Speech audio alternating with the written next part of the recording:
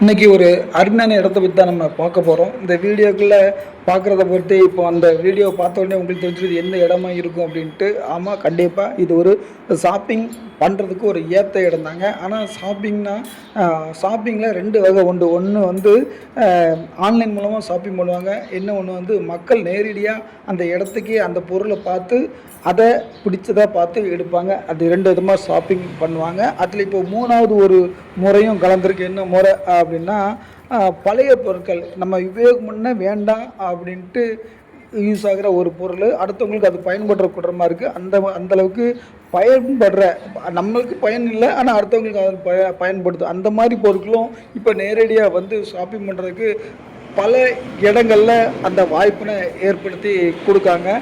பாம்பேயில் இந்த மாதிரி இடத்துக்கு சோர் பஜார் அப்படின்னு சொல்லுவாங்க. இப்போ ஒரு ட்ரெண்டிங்கான ஒரு ஷாப்பிங்காக இது இருக்குது. இது என்ன ஷாப்பிங் அப்படின்னு தான் நம்ம வர அந்த வீடியோவில் பார்க்க போகிறோம். இந்த பொருட்கள்லாம் இருக்கு இல்லையா, புதுசு பொருளுக்கு ஒரு மவுஸ் உண்டு, பழைய பொருளுக்கு ஒரு மவுஸ் உண்டு. அதே மாதிரி ஒட்டுமொத்த பொருளும் ஒரே இடத்துல கிடைச்சா அதுக்கு ஒரு மவுஸ் உண்டு. அந்த மாதிரி உள்ள விஷயந்தான் இந்த விஷயம். என்ன விஷயம் அப்படின்னா, பாம்பேயில் சோர் பூஜா அப்படிங்களா, அங்கே வந்து எல்லா பொருட்களும் ஒரு குறிப்பிட்ட இடத்துல கிடைக்கும். அதுதான் பாம்பேயில் சோர் பூஜா. ரொம்ப ரொம்ப கம்மியான விலையில் கிட்டத்தட்ட பிராண்டட் பொருள்லாம் கிடைக்கும். அதே மாதிரி சென்னையிலையும் ஒரு இடத்துல அந்த மாதிரியான ஒரு நிகழ்வு, அந்த மாதிரியான ஒரு இடம் இங்கே இருக்குது. இது எத்தனை பேருக்கு தெரிஞ்சிருக்கு தெரியல அப்படிங்கிறது நமக்கு தெரியல. கண்டிப்பாக தெரியறதுக்கு வாய்ப்புகள் இருக்கிறது கஷ்டம்தான். கண்டிப்பாக அந்த மாதிரி இடம் பயப்பா நமக்கு வந்து ரொம்ப சீப் அண்ட் பெஸ்ட் ரேட்டில் ஒரு பொருள் கிடைக்கணும். அதேமாரி கிடைக்காத ரொம்ப பழைய காலத்து பொருட்களும் நமக்கு கிடைக்கணும் அப்படின்னு நீங்கள் நினச்சிங்கன்னா, சென்னையில் இருக்கிற பப்ளிக்காக இருந்தால் இந்த இடத்துக்கு நீங்கள் கண்டிப்பாக வரலாம். உங்களுக்கான எல்லா பொருளும் சீப் அண்ட் பெஸ்ட்டாக கிடைக்கும்.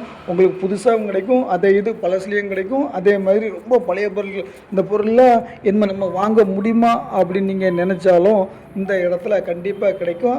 ஆனால் ஒரு குறிப்பிட்ட நாளில் தான் இந்த இடத்துல இந்த பொருளை விற்பனை செய்கிறாங்க. அது எந்த இடம், என்னென்ன பொருட்கள்லாம் இங்கே கிடைக்கிது, நீங்கள் எப்போ போனால் இது உங்களுக்கு ரொம்ப கம்ஃபர்டபுளாக இருக்கும். அதேமாதிரி எந்த டைமில் நீங்கள் இந்த பொருளை வாங்குறோன்னு ஆசைப்பட்டீங்கன்னா உங்களுக்கு கம்மியான ரேட்டில் கிடைக்கணும். அதை தான் நம்ம இந்த வீடியோவில் சொல்ல போகிறோம். சரி, வேண்டாம், ரொம்ப நேரம் இழுக்க வேண்டாம். இது உங்களுக்குலாம் இந்த வீடியோ பார்த்துட்டு இருக்க உங்களுக்குலாம் ஒரு ஆசை வரும், இது அப்படி என்னப்பா இடம் எங்கேப்பா இருக்குது, அதுவும் சென்னையில் இருக்குது அப்படிங்க, இது எந்த இடத்துல இருக்குது அப்படின்ட்டு உங்களுக்குள்ளே ஒரு மனசில் ஒரு கேள்வி எழும்பியிருக்கும். கண்டிப்பாக இது வந்து சென்னையில் தான், சென்னையின் மையப்பகுதியில் தான் இருக்குது இந்த இடம் எதுனா பல்லாவரம் மார்க்கெட்.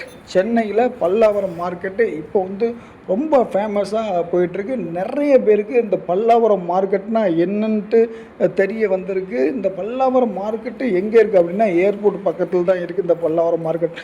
இந்த பல்லாவரம் மார்க்கெட்டோட சிறப்பம்சம் என்ன அப்படின்னா, இது வந்து வாரத்தில் ஒரு நாள் இந்த பல்லாவரம் மார்க்கெட்டை திறக்கிறாங்க சென்னையில். சரியா, வாரத்தில் ஒரு நாள் அப்படின்னா குறிப்பாக வெள்ளிக்கிழமையான இந்த மார்க்கெட்டு ஓப்பன் ஆயிரும். குறைஞ்சது ஒரு கிலோமீட்ரு அந்த டிஸ்டன்ஸில் ரோட்டுக்கு ரைட் ஹேண்ட் சைடும் லெஃப்ட் ஹேண்ட் சைடும் இந்த கடைகள், சின்ன கடைகள் இருக்கும்.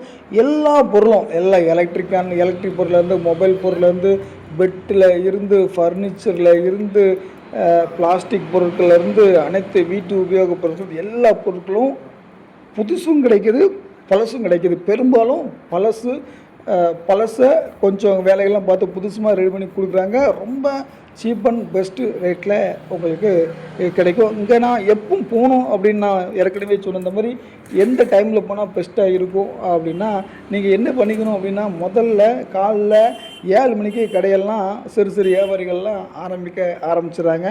நீங்கள் காலையில் போய் முதல்ல ஒரு ரவுண்டு ஃபுல்லாக அடிச்சிருங்க. கூட்டமே இருக்காது. ஒரு 1/2 கிலோமீட்டர் 1 கிலோமீட்டர் இருக்குங்க. அதில் ரைட் ஹேண்ட் சைடும் லெஃப்ட் சைடும் அப்படி போய் என்னென்ன பொருளாக வாங்குறதுன்ட்டு ஒரு மைண்ட் செட்டில் நீங்கள் பார்த்துருங்க. இந்தந்த பொருளாக நமக்கு வாங்கினா நல்லாயிருக்கும் அப்படிங்கிற ஒரு மைண்டில் ஏறும். ஆனால் நீங்கள் காலையில் ஒரு 12 மணிக்குள்ளே போனீங்கன்னா கொஞ்சம் ரேட்டை ஹையாக தான் வச்சுருப்பாங்க. இப்போது ஒரு பொருள் உதாரணத்துக்கு 100 ரூபா பொருள்னு வச்சாங்களேன், காலையில் நீங்கள் போனீங்கன்னா அது 150 ரூபான்ட்டு சொல்லுவாங்க. அந்த 150 ரூபா அப்படிங்கிறது நீங்கள் காலையிலே போனால் உங்களுக்கு சீக்கிரம் வாங்கிட்டு வேலையை முடிச்சிடல அப்படி. ஆனால் இதே கூட்டம் இப்போ காலைல 100 பேர் இருக்காங்கன்னா, சாயந்தரம் வெயில் குறைஞ்சதுக்கப்புறம் குறிப்பாக 3 மணிக்கு அப்புறம் அந்த 100 பேர் இருக்கவங்க 2000 பேர் ஆயிடுவாங்க. குறைஞ்சது 1 லட்சத்துலேருந்து 10 லட்சம் வரைக்கும் பப்ளிக் வந்து இந்த இடத்துல வந்து பொருட்களை வாங்கி பயன்படுத்திட்டு இருக்காங்க. நீங்கள் பொருளை பார்த்து வச்சுட்டு உங்களுக்கு ரேட்டு கம்ஃபர்டபுள் அப்படின்னா நீங்கள் காலையிலேயே வாங்கிக்கலாம்.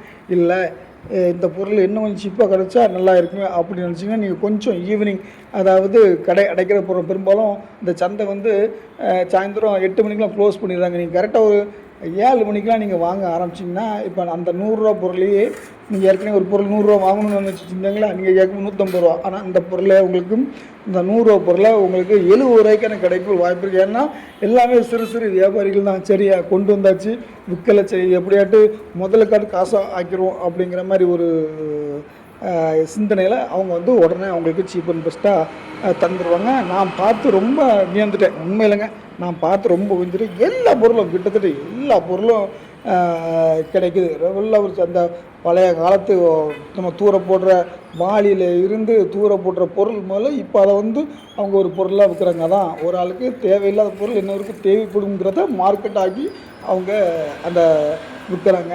இந்த நம்ம சின்ன வயசில் விளையாடின அந்த கவுட்டி, அது மாதிரி ஏகப்பட்ட பொருள், இந்த பொருள்லாம் இங்கே விற்க கிடைக்குமா அப்படின்ட்டு நீங்கள் யோசிக்கிற அளவுக்கு அருமையான பொருட்கள், அற்புதமான பொருட்கள்லாம் கிடைக்கிது. நீங்கள் இதை வாங்கிக்கிட்டு ஒரு நல்ல ஒரு வியாபாரியாக இருந்தாங்க அப்படின்னா கண்டிப்பாக இங்கே சீப்பாக கிடைக்கிற பொருட்களை வந்து வாங்கிக்கிட்டு நீங்கள் வந்து அதை வந்து நல்ல விலைக்கு வெளியில் வாரம் முழுக்க ஒரு வியாபாரம் பண்ணலாம். அந்தளவுக்கு அருமையான பொருட்கள் சீப் அண்ட் பெஸ்ட்டாக கம்மியாக கிடைக்குது இந்த பல்லாவரம் மார்க்கெட்டில்.